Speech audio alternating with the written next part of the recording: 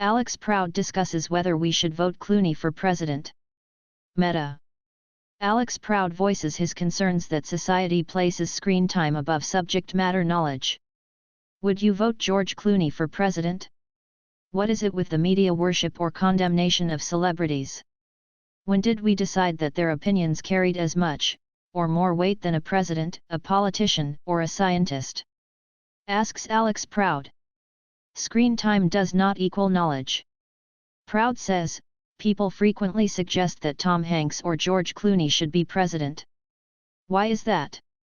Alex Proud says that he respects both men as great actors, who seem to have strong morals and the right values, and in Clooney's case, who get involved with serious humanitarian issues, but does that mean I would turn to George as the authoritative view on every international crisis? Would I vote him into power? I know there is a precedent with Reagan, but I'm not sure how well that worked out. Quite frankly, says Alex Proud, I think most people just like Clooney's hair and confuse his movie star charisma with leadership potential. When I'm ill, I go to a doctor. When I want my sink fixed, I'll call out a plumber. When I want a view on global warming, I'll read an interview with a scientist. When I want to know whether or not to get my child their jabs, I'll ask a medical expert. However, the media takes a different approach from Alex Proud. They turn to models, musicians, and actors to demand their views no matter how shallow or young they are or limit their life experience. In addition to expecting them to share their political views with us, we seem to feel justified in prying into every aspect of their personal life and judging them on every decision, from the clothes they wear to put the bin out, through to their last marriage collapse. This is surely a new phenomenon, queries Alex Proud. During Hollywood's golden age, we admired the great and the glamorous from a distance. There was gossip and people were always starstruck, but there was a mystique that has disappeared with the advent of Heat magazine and its copycat weekly glossies. Heat, says Alex Proud, is in relative terms a fairly respectable and respectful publication, but there are at least two shelves below it that represent the very worst kind of journalism. Here, the level of vulgar intrusiveness borders on the Victorian freak show level of point and stare. In the UK, says Alex Proud, we seem to enjoy worshipping and then suddenly destroying our celebrity underclass.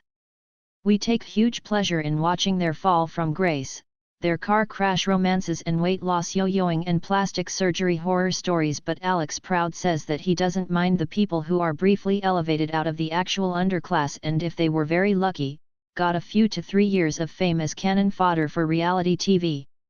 Essentially, they don't really do anyone any harm.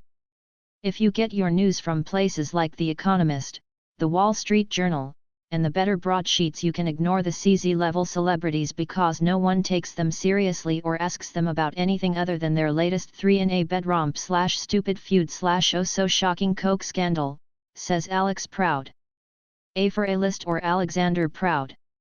Alex Proud notes that he finds it worrying and a little weird that we are so interested in what the proper A-list celebrities have to say. It's one of the most horrific late 20th/21st century developments, this widespread acceptance that being good at acting /sports /pop music means that everyone should listen to your opinions on Poland, or the plight of the Rhine forests. Or even should take your advice on parenting, interior design, or holistic medicine. Beautiful actresses appointed as UN Goodwill ambassadors. Former soap stars are being filmed commenting on gang warfare. Honorary degrees are being given out to people who are just famous but clearly weren't smart enough or couldn't be bothered to go to university to get an actual degree.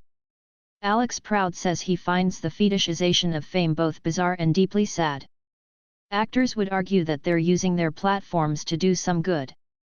Alex Proud says he doesn't buy this for 1 minute. It's just another PR angle.